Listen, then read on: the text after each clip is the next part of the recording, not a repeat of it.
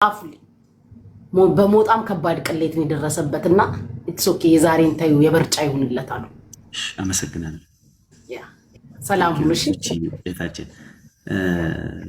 ስለማራችሁ አመሰግናለሁ። ግን አይ ቆይ የት ልትሄጂ ነው? ሌላ ጥያቄ ካመጣክ ቅጣቱ ጥያቄ የለኝም። እናመስግን ይሻላል። አታመስግነኝ በቃ ጊፍተሬ ነኝ ከሰዎች ጋር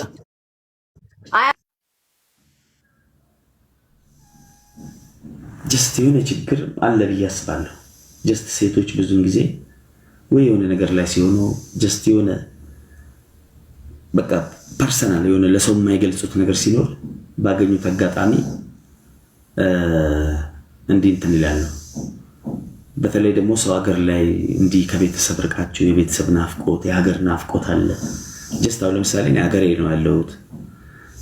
ይኸው ልጄ ይኸውና ስፈልግ እጄ ስመዋለሁ አቅፌ ተኛለሁ። የሀገሬ ህዝብ የሀገሬ አየር ላይ የሀገሬ የፈለግኩትን በልቼ እንደፈለግኩኝ ምንም ችግር የለውም። ባብድም ሀገሬ ላይ ነው የሀገሬ ሰው ነው የሚያስረኝ። ጀስት የሰው ሀገር ሰዎችን አንዳንድ ጊዜ እንደዚህ ድንበር ሲያልፉ ተረዷቸው ብዬ አስባለሁ። እና ፈጣሪ ደግሞ የይቅርታ አምላክ ነው።